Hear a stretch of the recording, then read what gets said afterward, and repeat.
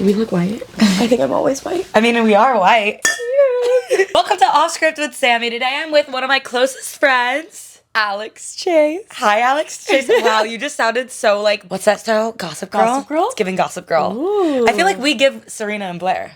We definitely give some sort of that energy. Gold cat, black retriever. Wait, the opposite. For those of you who like can't visually see us, I just dyed my hair black and Alex just dyed her hair pretty blonde. Yeah, we went opposite. It looks good. We're going on spring break together in 4 weeks. Fort Lauderdale, no. No, Miami. In Miami. We haven't booked the flight tickets yet, but we are going. On a yacht. Yeah, but Shaking our ass on a yacht. We're going to be there. On a cruise ship. On a cruise ship. On a cruise ship. Which will be worse. More exciting. Bigger the better. Bigger and better. We do this with all of our guests. And by all of our guests, I mean, welcome to episode 2. I know that I was supposed to have Bree on this. In my last episode, I promised you that I would be speaking about Bree's AI company with her, but Bree randomly flew to Maryland yesterday. She'll be back. So we have the next best thing. Cheers. I love being second best. I'm just kidding. I love you so much. You're going to do a 30-second introduction just like Bree did. Hi guys, I'm Alex. You can call me Big Al, Al Gal, whatever you feel. Al Gal Fashionista. I'm from Manhattan Beach, California. It's a small beach town. I used to hate the beach, got caught in a rip current. Now I love the beach. I'm a big beach girl. I don't want to leave the beach. I've been in LA for 21 years of my life because I'm 21. And I went to UCLA, graduated 3 years. I'm a communications major, entrepreneurship minor. And now I don't know what to do with my life, but I love creative. I love art. I love puppies, raves, country, everything that gets me excited. That was great. Yay. Okay. That was amazing. Thanks. I'm a communications and entrepreneurship minor as well. So Alex and I actually have had a lot of classes together. Freshman year, we had 1 or 2. And then junior year, we kind of designated, like, we're going to make sure that we have multiple classes together. And then we took a ton of classes together. But I kind of want to start this episode off really quickly talking about how we met. Basically, first week of college, we moved to Los Angeles, California during COVID. So what that meant for UCLA was we all just were a bunch of 17, 18-year-old kids living in apartments, had, like, literally, like, asses for heads. Like, we were running, what is it? Like, running amok? What is it called when, like, assless chickens? Ass-hats? I have no idea. We were dumb dumb bitches. Dumb bitches. Dumb little children. And we all lived in, like, adult family apartments. Yeah, with multiple people. I had a stripper pole in mine freshman year. I had a hamster that lived in a frat with me eventually. Did it die? It did. It lived in my apartment freshman year, and then when I lived in the frat house over summer, it lived in that house.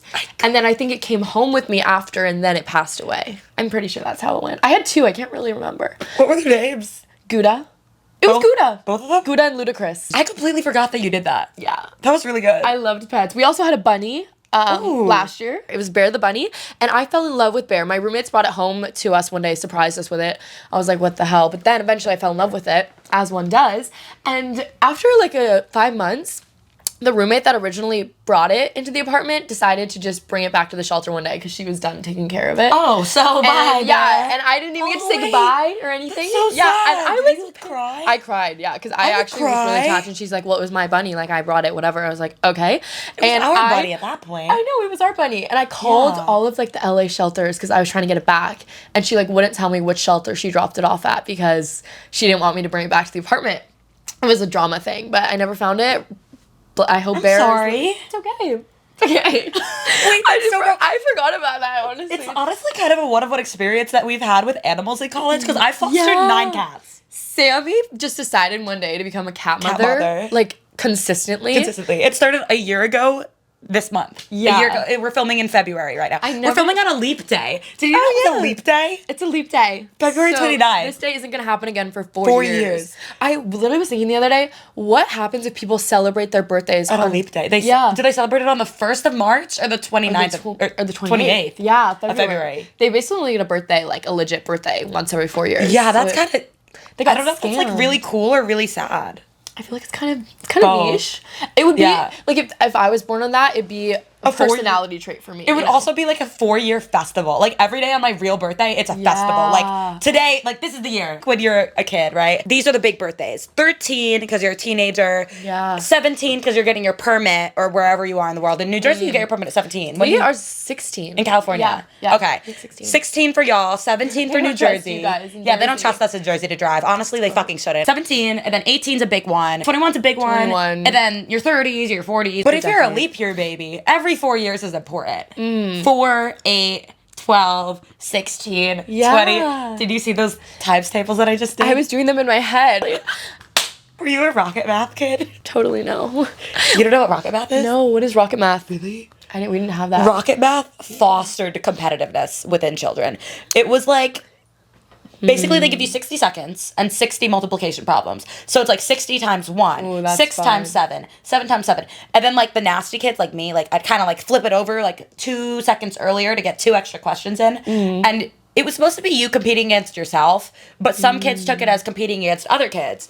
I think that for me it was mainly competition That against was you. myself. Oh, really? Yeah. I feel like you would compete against the other kids. I like this sounds so fucked. I was like better than the other kids at math. I got That's fair. a perfect score on my math ACT. Really? Yeah. I did not. It's That's like really impressive, though. I worked my know them. butt off. Thank you. She's a hard worker. I was such a good math kid, and now I'm a communications major, so I could have been Same. a doctor or something. I'm like, I used to do AP Chem and AP Bio and Physics, and I loved it, and now I do marketing. and now I talk. But I like it too. Moral of the story, I think that being a leap year baby, Happy birthday, you leap Happy year. birthday. Mofos. for the first time in 4 years. Cheers. Cheers. Do you need more wine? I do need more wine. Thank you for noticing. This should never be empty. It's Right? bottomless. Bottomless. Bottomless podcast. at Sammy's. Bottomless podcasting. Wait, that's like a business concept because everyone and their mother wants to start a podcast right now. Bottomless podcasting. podcasting? Like friend groups come in and you have a podcast studio and just bottomless mimosas for them.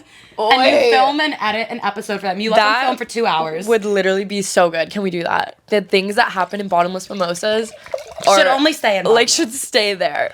Yes, I agree, Should but I stay, think it would be but- like, you know how friends sign up to do an escape room? Yeah. And they go to the escape room and they're like, okay, we're going to get out of the escape room after 2 hours. This would be an experience, like an immersive experience. They go for 2 Yeah, hours, they the whole film, they experience. drink a fuck ton, and then afterwards, the company, we're going to call it bottomless podcasting. Bottom casting? Bottoms. That sounds sexual. Pods. Bottoms up pod. Bottoms up. We'll work on that. Bottoms up. Pod. Bottomless. Bottomless mimosa. Mimosas. Something like that. Like Could that. work. And it's like a studio experience, and then the week after, the company, Bottomless Mimosas, I like it actually. edits it, and then sends it back to the friend group, and then they have that to remember their friend group by. Oh wait. Okay, yeah, I like it. That's It the doesn't idea. need to go public. It doesn't need to go public. Just, It's like for you every- want to capture those moments. It's for every individual friend group. I love that. Yeah. Alex and I have a shared commonality. We've been single for 21 years. Woo!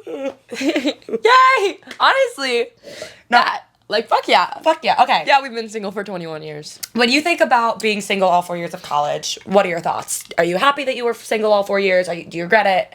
Well, I guess she graduated in 3 years. I'm graduating in 2 weeks. So looking back, I mean, freshman year being single, everyone should be single freshman year of college. You're starting fresh.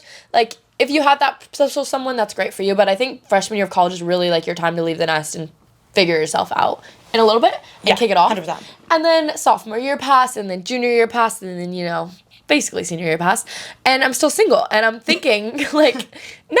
Okay, I love being single. There's a stigma of like, oh, you never had a boyfriend. Some people take that as a red flag if you've never had a boyfriend.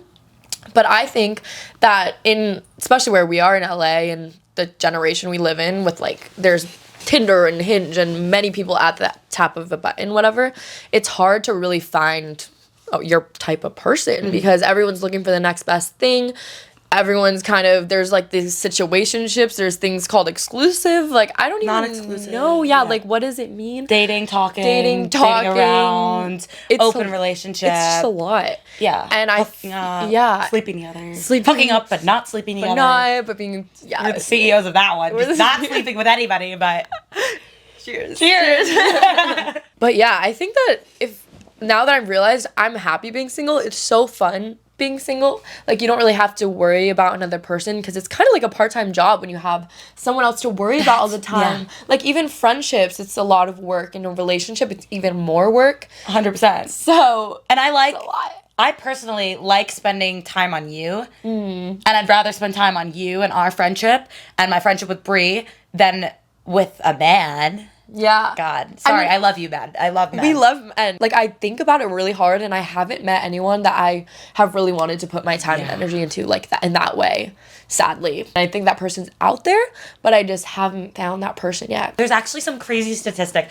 Something about like how there's like a 99% chance that you've met your significant other before the age of blank. I know. Wait, let me look it up. 50% of the folks surveyed on this website all met their partner at some point during their 20s. So that's fine. I did see a statistic the other day, though. I think I sent it to you on Instagram. It freaked me the absolute fuck out. It's some Harvard study that if you are single by the age of 22 and you've never had a relationship, there is a 85% chance that you'll still be single by 40 years old. What the fuck? We're fucked. Yeah. That means that there is like... That is a thing that scares me, especially that scares the fuck out of me. With like that whole concept. Being 21 right now, I am worried that I've never had a serious boyfriend relationship, because eventually when that happens, like maybe it's within the next year, not at the rate we're going, but like maybe at 23 not or before 20. spring break, I hope. No, maybe next week. Like I'm ready. Yeah, wait, what was I saying? Oh yeah, basically we're ready for marriage. If we do have a relationship starting within the next year or so, that means that like realistically, say we're gonna date them for a year or two, because I need a long-term type of boyfriend. We're at the age where even if we start dating in a year and like we're 22 or 23 and we are gonna have a relationship probably for like a year if it's our first one, or 2 years maybe even, because people do that, then by that time we're like... Alex sees no longevity in the first one. The first one's just a fucking test run. We have no idea, honestly. No clue what we're ready for. And people are always like, you're gonna meet the person when you're not looking. And I'm like, okay, I'm not looking. We haven't been looking. I'm not looking. I'm not looking. You know. No, but like we're really not. But we're really not. We're really not. Because but we're ready. We're ready, but we're not. Well, are we ready? I feel like we're ready. I'm a bit emotionally unavailable. Like, I didn't realize that until recently. I think we're just really afraid of commitment because we've had people and it's like, I don't know if I want to commit to that because it's a lot. Is it worth it? Like, I've tried. I don't know. And then realize. Like, I have to be all in. I think I have to be really head over heels, and so does he. 100%. I think that a lot of people tell me, they're like, Sammy, like, it seems like you're just scared to get into a relationship because you think that the first person you meet, you're going to marry and you're going to date for a long ass time. And it's like, yeah, my parents met when they were 21. I'm 21. Mm-hmm. My parents have been, you know what I mean? Like, and my mother moved to like buttfuck nowhere, New Jersey, and like had kids like kind of early. Like, okay, 29. That's not that early, actually. But you know, they got married. It's different nowadays. I feel like apparently people are having kids later, but anyways, I will probably. I'm not gonna have kids in 7 years. I'm thinking 30. I hope 30, but like that gives us only about 7 or 9 years to find a relationship, or 2. Because we need to have, I feel like I need to go through a first relationship to have I can't marry the first person. It would be nice to like. That's scary. It would be nice to marry the first love, but it would also be nice to experience heartbreak.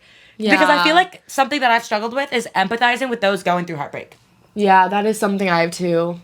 Like, I don't understand that type of love fully.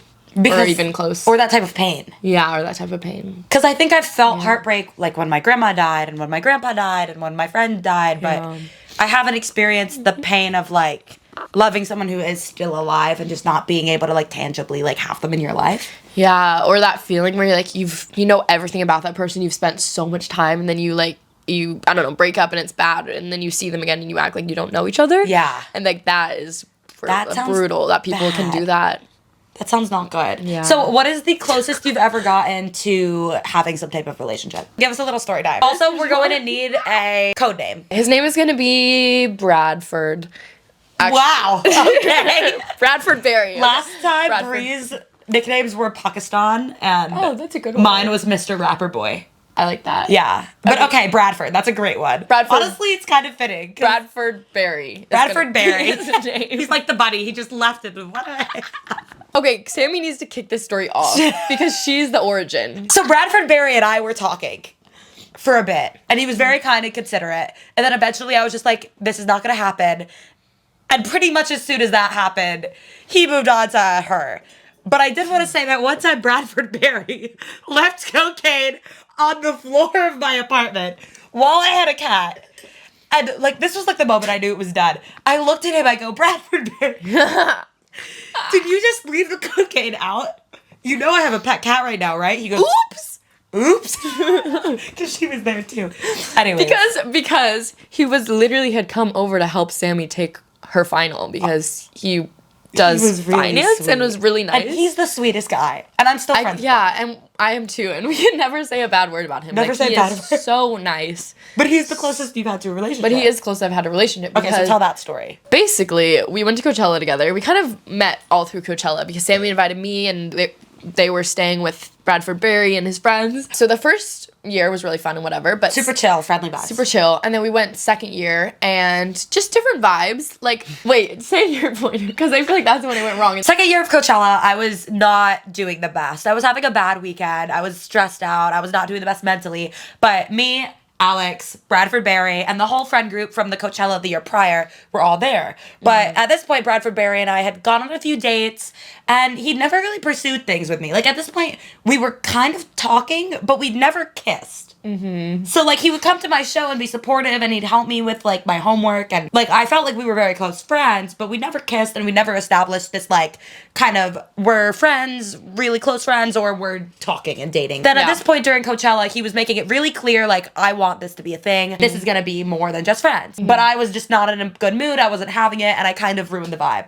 Yeah. Sammy, I was miserable. It was just bad timing, bad, you know, we all have our days, whatever. This man really likes EDM, me too, and Sammy likes rap. So it was kind of hard to, you know, go to different sets and stuff. So it just caused that, like, music festival tension that happens. Basically, they ended up drifting apart. How did he even pursue me? Now I'm trying to... Bro, I have no he fucking slid idea. in really, like, subtly. I think he literally just invited you to a rave. That's what it was. Okay, after Coachella, I had been saying, like, I'd never gone to a real rave, and I really wanted to go to one because I loved the whole music festival experience. Like, these men are perfect music festival people. They like, live it. They live, eat, sleep, breathe it, and they know how to do it, and it makes you feel, like, just so safe and fun. Yeah, perfect rave family. And for the record, I'm not the biggest raver. I like house and music. That's okay. It's a whole different thing. Like, it's a lot, you know? It's not everyone's scene. I'm thinking, like, how did he slide? How did he homie hop so subtly? So here's a note. If you're looking to homie hop friends, I wanted to rave.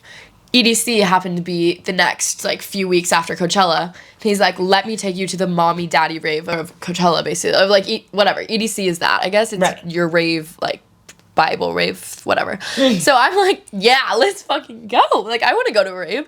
I wasn't thinking of it as anything really more. I just kind of, like, we had so much fun at Coachella. It was just another, like, rave. So we went to EDC. It was super fun. I felt like we were buddies because he obviously had been with Sammy somewhat, and I just kind of was, like, really turned off by that. For a few months. Yeah, and I talked to Sammy about it. I was like, oh, are you chill, whatever. And she I was was like, I'm fine. Fuck, like, I'm over that. Yeah, like literally, like, I passed him. Yeah. I passed him to her like I passed her a microphone. Pass the torch to me. If you want a homie hop, this is how you do it. You homie slide. You homie slide. This is your Hand him tutorial to homie hopping. Basically, invite your friend's best friend to another rave. Yeah. And not invite the one that you originally had. Yeah. But I felt left out. Yeah. Like, how could you not? Yeah. But it was in a subtle way because she doesn't like raves. So it was kind of like, okay, obviously I wouldn't invite you. Yeah. So it was kind of it was really good, honestly. And I was in for a good time. So. It was smooth. It was smooth. Good job. Anyways. Calculated. He's very calculated, I realized. Oh, yeah. I think he is a calculator. He does finance and stuff. Anyways, while we were at ADC, things were going good. We were with a fun little rave group, and they were like, let's go to Lightning in a Bottle next weekend, which happened to be the next weekend after. Like, we decided to go in the car, like, back from EDC day 2 to 3. It was really spontaneous, and I love that shit. So I'm like, okay, let's go to Lightning in a Bottle together. Lightning in a Bottle is like a camping festival. I've never camped at a festival or even thought that was a good idea for myself. But I'm like, let's do it. So we all camped. Me and him literally pitched a tent. Basically, this is where it kind of turned into a different thing. This is a really long story, by the way. You're giving all the context. It's like, I'm giving really all the context. But it was it was basically the past 2 years, kind of. Because Coachella started freshman year. Fuck. This is the story of how we could never go to Coachella again. Honestly, like, I'm sad, but, like, I can't go to Coachella. We had our good times. Like, we had 3 great Coachellas. Honestly, there's better music festivals than Coachella was, which he taught me. Thank you. Thank you, Bradford. Thanks for Bradford. Thanks for Bradford. There's one thing Bradford taught me. After Lightning in a Bottle. He started giving you vibes, right? Started giving me vibes. Like, wanted to have a date, whatever. Well, let me just tell you guys about our first kiss, because that I don't know why. You know, obviously he's gonna try to make a move eventually. So, like, we were going, This was during my 75 hard, and he was like, told me that he did hikes and stuff, and I was like, oh, I want to do a hike with you. We went to Malibu to do a hike. It was like 6 a.m. He picked me up. I had already had my Starbucks order ready, which I think is the cutest thing ever that you can do. Oh, that's so sweet. And he had remembered my order from when I got it at EDC like 2 months prior. So really cute. I think that's romantic as fuck, and every man should do that. Like, just think about things like that. Be considerate. Then we went on a little hike, and I thought we were going like mountain hike, whatever. He's like, let's sit down and meditate. I was like, okay. I would hike, but like, okay, sure. Like, I'm trying to exercise. So we just lay down, and he had like a towel, sit down. He plays this little meditation thing on his phone. We're just like looking up at the sky. I'm literally like, I have so much caffeine. I'm thinking like, I just want to work out. Can I add something? Yeah. Wasn't this the exact same blanket that he brought the time he took me on a blanket date? I think so. Because he took me on a blanket. Basically did the same thing to Sammy. Yeah, like took me out and like put a blanket on the beach and got me food. Basically, we're laying there meditating. This is more chill, but he did do that like the second time. And he looks over, he's like, I have something to give you. I was like, okay, what? And he basically does the like rave thing. Like, it's like peace, love, and unity, and then he like, you put the bracelet over, so he starts moving this little bracelet over. Right as he's putting it over, the bracelet breaks. Like, it literally just all of the beads are on the on the whatever beach. And I'm like, what does it say? Because I'm looking at the letters, and I see like KISS, like ME, like literally all in the letters. Wait, you were able to read it out that fast? Yeah, like I saw the letters and I put it together really, and I was like, I don't know what to do about this, because it was just so random. I wasn't expecting it at all. And then I was like, what did that say? He goes, oh, it said kiss me, and then we just like kissed, and I literally was like, oh, that's so cute. I just wasn't expecting it. It's like when you go out with a friend and then they're like, let's make out, but in a really subtle way. Like, no shame to him at all, but I just like wasn't in that same level. Yeah, and hike is also not indicative of like date. Yeah, like I like to be more clear. Our friend on the Bree, who you met on the podcast the other day, was involved in this whole. Was involved because we all knew each other from Coachella. Anyways, she called me up one day in the summer and was like, let's all go to Greece together. Like, with Bradford Barry boy. And our other amigos from the raving. And I was the only one not invited. Mine is Sammy. From the friend group. Fuck Sammy. And I literally called them a week later and I was like, can I come?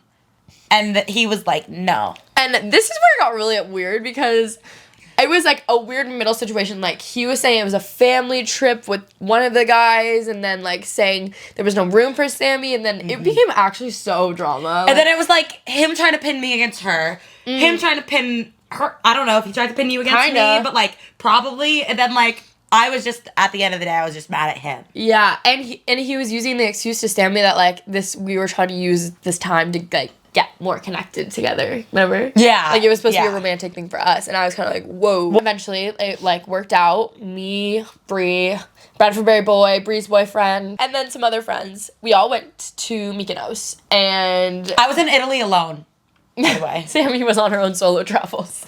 Just finding myself. She was having fun. I think. Yeah, she was. A little sad. She was having fun. Okay. So you were in Greece with him for like a week? Yeah, so we started out at Mykonos, and here's the thing that was kind of weird. Like, we were supposed to room together with Bree and her ex. And I was like fully, like, we were at the airport with Bree and her ex and Bradford Berry boy, and like, I guess Bree's ex didn't know that we were all living together in a shared Airbnb. So at the airport, he's like, no, I don't want to share a room with you guys. Like, I don't want to do that, even though it was like a big Airbnb, whatever.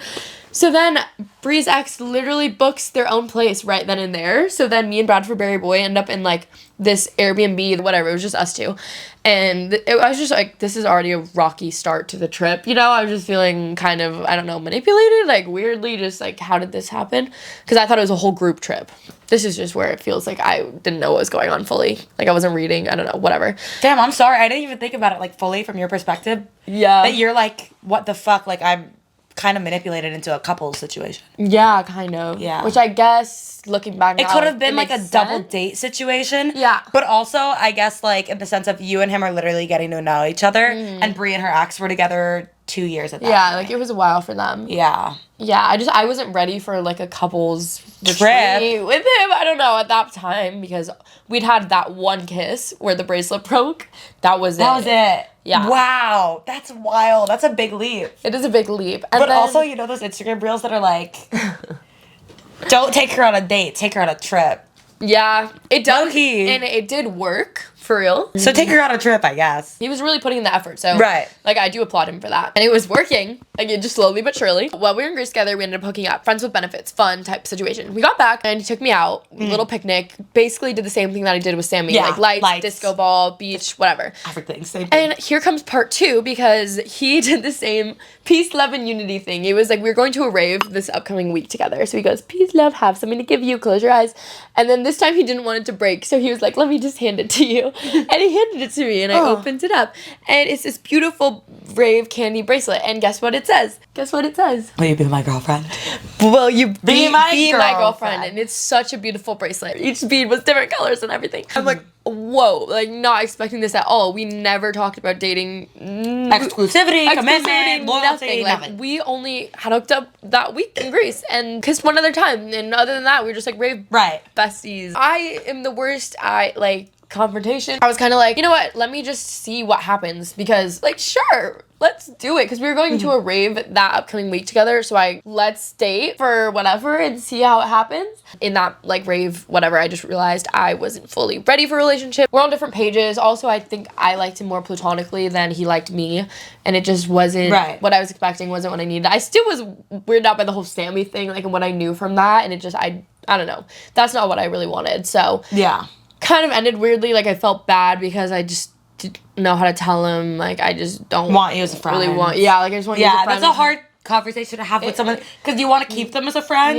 but you know, like, at that point, it's like they're so far gone, and their like imagination of what could be. That was a hard part for me, because I was like, okay, maybe my mom was like, you need to end it, because it, like, even friends, because it's not gonna happen further. It's not gonna make him happy either. So yeah, basically, just be your friend. That's Bradford Berry Boy, but it did teach me how I deserve to be treated. He treated me so well. Starbucks ordered the bracelets. Like, he put so much time and energy into that, and I do deserve that. He is an amazing guy, and he will find the right girl for him. But for me, just like, we just weren't compatible for me. He's an amazing guy. Yeah, and that's what I'm noticing about older men. Like, we wanted to talk about this on the podcast. Yeah. Honestly, older men just know how to treat a woman.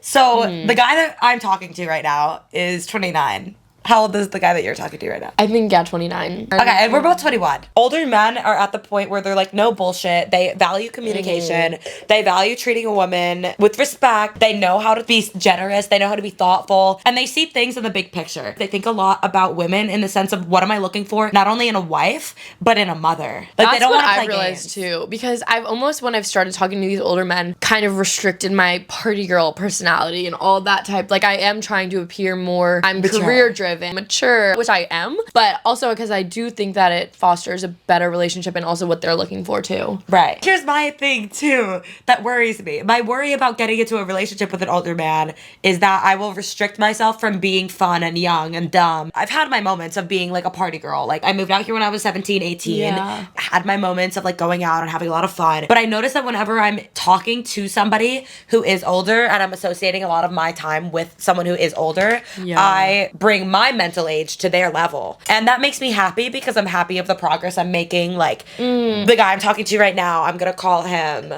Mr. I don't know. Alvin and the Chipmunks. Mr. Man. Okay. Mr. Alvin and the Chipmunks. Okay, we're gonna call him Mr. Man. Mr. Man. Mr. Man. Mr. Man treats me incredibly. First time we went out, he bought me like a gift from his hometown, which is another country. And I told him it wasn't gonna be a date, and he still brought me a gift from another country. So Mr. Man got me this like super sweet gift. This is about a month ago. So when I say talking, I mean like this is super new, non-exclusive, super fun. Fresh. He's really great person. I hope he doesn't watch this, but like, I don't want to inflate his ego too much. He doesn't have an ego, actually, which I really like about him. He has a lot of morals for himself, and that's what older men have. Goals. They have a lot more personal goals, because you guys know the thing that people say is like, men mature 7 years later than women. Like, so I'm 21, so that means a man, if I'm dating a 20-year-old man, technically he's 21 minus 7, 13 years old. Oh wow, that's weird to think about. Yeah, I was telling Sammy, my dear friend Sammy, earlier that I used to literally like younger men more, because I thought that they worshipped you more. They were just like, I don't know. I had daddy issues, so I was kind of afraid of older men, because they just intimidated me. Like, I didn't feel comfortable around them. Yeah, I didn't know what their intentions were. Bradford Berry Boy honestly taught me that, like, older men do treat you better. They know maturity more. They know respect more. They kind of see you more as, like, I don't know, partner. Older a man gets, the more he gets in tune with his emotions and recognizes that it's important to have emotions. Yeah. Because boys, like, this age are so just, like, kind of entering this, oh, is it? Like, I'm a man, right? Like, I'm supposed to be a man, and I'm supposed to provide, and I'm supposed to this, and I'm supposed to that. But, like, they don't recognize also that, like, having emotions is a part of being a good partner. They realize girls want passion from men. They don't just want a fuck boy or, you know, a guy who's just obviously not the type of person that you kind of can see long term or in a relationship and all that. It's fun and it's toxic when you're, like, 18. And honestly, like, I'd be lying if I said I didn't want fun and toxic now. Same. We do want a bit of that. I do want a bit of that. I don't want to say I want toxicity because that would be like wishing bad for myself. But I want some type of like quick dopamine hit. Balance. Yeah. I feel like a balance. I want a guy who knows how to have fun, but he also is mature and kind of is that. I don't know if you've seen Alex Earl and her boyfriend, but I feel like that because she's kind of a party girl, but she also definitely has a lot of career driven goals and is very successful. Yeah. And her man's just supports her in everything. Thank you. Just supports her in everything and seems like that balance. So I don't know what they're doing behind the scenes, but that's kind of the relationship I think I'm needing. Yeah. So, yeah. That's so cool. Like their relationship seems dope. Yeah, it's really inspiring. Sammy, what is the closest thing to a relationship that you've had? Lately? Or whenever. It was just sophomore year. Sophomore year. Okay, I'm gonna tell the quick version of this story. I was dating a boy, frat man. It's like Batman, but frat man. And he was not a superhero. He wasn't super good at actually. He was a super small. Anything. Just kidding. I don't know. I don't think I ever saw it. Oh, but you were dating him. For like 6 months. No, I know. I don't think I ever wanted to. Oh, maybe that's part of why it ended. Okay. No, but okay. So I was dating a frat man. We were going on and off talking. We met on Tinder. And then one day there were block parties at UCLA. Yeah. When people would get mad about basketball games ending or whatever. And then they would go into the streets and like play on the trees. And like we'd climb up the trees and like watch people burn shit in the fire. It was so weird. Feral. There was one time where I was like literally like shaking ass. And like right in front of the firemen. And it was so weird. Anyways. So I met this guy. Sammy loves to shake ass. That's one thing I'm inspired by her. I could never just shake ass on. Well, I'll do it this spring break for the podcast. Oh, for the pod, yeah. Because we do the extended video versions. If you're listening to this on Spotify or Apple Music, we do extended video versions on YouTube. So look them up on YouTube if you want to see like a little bit more of a longer version, a visual version. It's kind of fun because we're filming in front of my bunk bed and it's nice and cute and we're drinking wine. But anyways, we had matched on Tinder and then we were both in this tree. Like imagine just, okay, other man on the side of the tree. You look like a guy I matched with on Tinder. Is that you? And he's like, yeah. And then we end up like going back to his frat house together and we were Modern love story, right? Terrible. Tinder. So we started talking We've all that been night. there. He was from the same home state as me. So we even so much as met up in New Jersey one day. I didn't even know this. He visited my childhood home. Yeah. But it was still like friendly. It was like we would hook up on and off. And when I say hook up, like from New Jersey, what hook up means is like making out. Just a clarification for the whole rest of the podcast. Because I don't really be sleeping with people. Not yet. Maybe one day. About 6 months into our friendship, us like hooking up on and off, we kind of get to a point where I have no idea what it is. After the summer, after we were talking for like 6 months, there was a 3-week increment between me moving out of my current apartment lease with my best friend and moving into a dorm with one of my closer friends. Like at UCLA campus. Mm-hmm. So during that 3-week increment, we didn't really have anywhere to live. And I was like, Mr. Frat Man, I know that there's like a thing going on at your frat house where girls can move in. Could my friend and I move in for 3 weeks? And he's like, yeah. So we move in. And then a few days after we move our stuff in, I'm like, okay, bye guys, have fun. I'll be back in 2 weeks. I'm going to New York City. So I went to New York City and I visited my family in New Jersey. And then after 2 weeks, I go back to LA. And I was so excited about everything that was going on in New Jersey. Like I had an incredible week with my family. I wanted to tell everyone about it. So I knock on his door. And I'm like, hey, Mr. Frat Man, I want to tell you all about, like, I got back. Like, I want to tell you about everything. He's like, okay, like, later. I'm like, okay. In my head, I'm like, this is weird. I'm like, do you know where my friend is? And he's like, yeah, she's in here. And I thought nothing of it. I'm a really trusting person. I thought nothing of it. I was like, okay, guys, have fun. I'll see you tomorrow. I'm scared. And then tomorrow morning, he just goes, so, Sammy, I really like your friend, and I want to date her. No. And I'm like, ooh. After 2 weeks of me leaving these two people that Is this Love Island? Right? No. Honestly, yeah, UCLA it is. UCLA frat island. Fuck. Frat Island. But I was just like, fuck. And I was mad at my friend for like months. But then I found out the whole situation. That's tough. Basically, he kind of manipulated her. So like, I've forgiven her at this point. We learn, I guess. Basically, my best friend and my guy I was talking to got together behind my back because I moved them in with each other. That's really fucked to happen, but also Sammy moved in her friend and situationship together while she left. So I take accountability. Humans do just be be getting horny. It does happen. He was also astronomically more interested in her within 2 weeks than he was ever interested in me within 6 months. So honestly, like, it is what it is. And I wish them both the best, you know? Yeah. And she's in a happy relationship now. Why do you think you're single? Do you think you're emotionally closed off at all? I think I am. Partly, yeah. I realized I'm really afraid of commitment. Being in a relationship seems like a full thing for me, and like I have to be super into it. So then if I'm not, 100% into it, I don't want it. So I close myself. Honestly, it does feel like a full-time commitment. Yeah. Like, being a mom, being a girlfriend, oh God. Well, okay, I don't know why I'm bringing up being a mother. That's true. Let's not talk about that. It shouldn't be as scary as it is. I think that for me, like, I like the dopamine hits of like going out and flirting with people. And I feel like that's just like a young mentality. It's fun. But with the guy that I'm talking to, like, he makes me feel good about myself. So I don't know. I guess we'll see where it goes. The reason we'll reassess, by the way.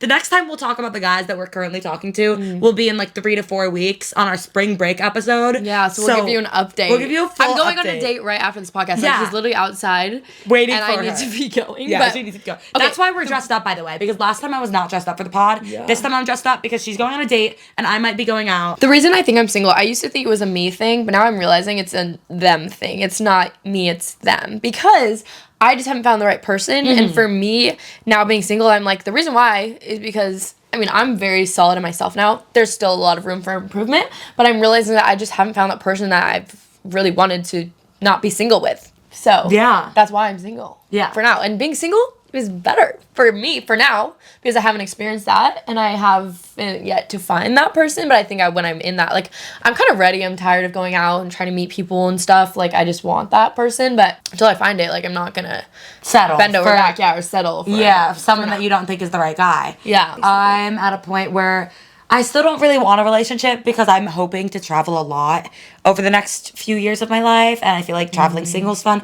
But I also think that there is something to be said for, like, traveling with the love of your life. Are you kidding me? Like, one day, cool. Like, I hope that'd be so fun, romantic and cute and adventures. Like, I've seen a lot of the world that I've wanted to see by myself because I did study abroad and I recently went to Japan. I don't spend money on anything. I don't spend money on going out to eat, on food. All I spend money on is flights. Like, I am a travel girl at heart. It's the thing that makes me the most happy. That's the best place to spend your money on. Yeah, experiences. Fuck designer, fuck whatever. Gucci, experiences are priceless. Yeah, any jewelry I have, it's either a gift or fake.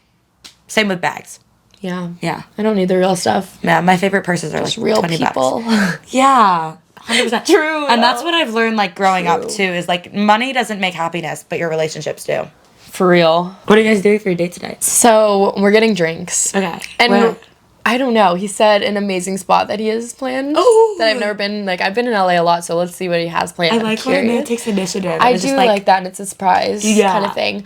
But also, going to that, like, normally I'm not for drinks on the first date, but we've met before. We met, like, once before. So this is kind of our first, like, real hangout together, even though it's just drinks. Right. So I what type of date do you like? I like a date. I feel like for the first date, I'm not into the drinks anymore. I mean, I know it's a good, like, breaker and whatever, but I kind of like a little more effort, I've realized. I like maybe at dinner, like, to show some thought. Maybe, like, we go to the beach and, like, I don't know, order pizza or something. Like, it doesn't have to be crazy. I'm not looking for, like, monetarily freaking wild. But I just like a little thought. Like, I don't like being texted the day of, or, like, if I text you a week before and we make plans and then I wait to hear from you that it's happening the day of, you know? Right. Like you could be fiscally conservative, but be mentally thoughtful. Yeah. Yeah. And, like, we notice that now. In the books, Why Men Love Bitches, the rules, like, all the books, like, you don't say yes unless they invite you at least, like, 3 days prior. Oh, I have a question for you. Go for it. What is your, like, biggest red flags? When he's, like, judgmental of other people. Oh my God, actually, no. When he has an ego and flexes his money. Because I've gone on a lot of dates with men who have just flexed their money. And in my head, I'm like, okay, you're just really insecure and you think that your money is all that you have. Because I went on a date with a guy recently, an incredible guy. Everything about him, incredible. Except for the one thing where he would talk about, yeah, like my ex-girlfriend, she really only liked me for my money. And like, I couldn't blame her. Like, I gave her a great lifestyle. I gave her a nice apartment. Then he would say to me, yeah, but look, I'm wearing an Apple Watch, not a Rolex. And that's because I don't like how women out here are only into guys for the money. You can't have it both ways. It's like this guy was right through you. It was like this guy was doubly insecure. It was almost as if he was insecure that people only wanted him for his money. But he felt that because people only wanted him for his money, he needed to still flex that he had. It's a sad thing that I've seen a lot of rich men do. And a lot of men, not even rich men, but like successful men in any capacity too, they'll bring up things to bring up their monetary status. And that does not impress me. At all. I'm impressed by heart and passion. Yeah, and personal that's what I realized a lot. But adventure, spontaneity. I love when they're like, let's just humor. do this. Yeah, humor. If you're not funny as hell, it's not happening. It's not happening. You need to be funny. I like confident, funny men, but not too cocky. Not cocky, yeah. You need to chill a little bit. Like, it's scary. What's your biggest red flag? I think a big red flag for me lately is when you can tell that you're not their number one priority. Not that I want to be their number one priority, but I think it's just I want like a little bit of thought. I think a green flag is if they have a good relationship with their mother or their sister or how they treat women, because that really shows. I think another green flag is if they have a good relationship with their friend group, you know, and like shows that they respect their friends. If they talk shit about their friends, clearly it's going to reflect on a lot of other things. Just kind of how they act towards other people is a big flag. Green, red, yellow, all that. I've been experiencing a very yellow flag with the guy that I'm talking to. What? He's like territorial, but in a way where it's not like toxic, but it's also not like cute. It's like a middle ground where it's like if we were to like pursue things, it could potentially become a red flag or it could potentially become a green flag. What are your thoughts on territorialism? From an outsider perspective, whenever I see men being territorial over their girlfriends, I instantly am like, no. I think there's a reason to be respectful and balanced, obviously, but I think if they're restricting them from what they wear, with who they go out with, like even hanging out with their friends, you should have that trust. Clearly, if there's no trust there, like you don't want your partner going out if you think they're going to hook up with someone, but like you shouldn't think that if you're with them. You should be able to have relationships with your girlfriends that were similar. Obviously, you're not going out to flirt and hang out with them, but I still like just going out to hang out with my friends and dance and stuff. Or when I go to Vegas all the time, it's not to make out with men. Like it's not. It is the absolute opposite. Like, it's to avoid the men and hang out with the girls. I'm going there for the girls, like the music, free drinks, whatever. But I literally for my 21st birthday. Oh my god, we need to make a whole other episode about this. But for my 21st birthday, Vegas. We went to Vegas together. And we went with our two friends that are both in long-term committed relationships. And they were fine and we were fine. Neither of the four of us flirted with anybody. And like, I think really fun. It's really important. Just there, to be able to be there with the girls. And it's really important for guys to be able to trust girls at a girls trip. Okay, off script. My camera literally died in the middle of filming with Alex. So jump cut 30 minutes. I charged my camera battery in the limo ride over to here. Alex is on her date. Hopefully it's going well. But I am at some club. It's so commendable that you're filming at the fucking club. Thank you. It's so commendable that you're filming at the fucking club. Thank you. Guys, I'm so sorry. My podcast episode was cut short. Alex's date got there, my camera died, and then all of a sudden 20 minutes later, here I am. So, I'm so sorry. Thank you guys so much for tuning into this episode of Off Script. I hope that you guys can hear me right now. I appreciate you guys so much. If you're listening just to the podcast on Spotify or Apple Music, make sure to tune into the YouTube extended version of the podcast because I'm going to be filming while I'm here at a club out here and I have no idea literally how the fuck I ended up here. I drank a little bit of wine with Alex and now I'm at the club. Can I get more?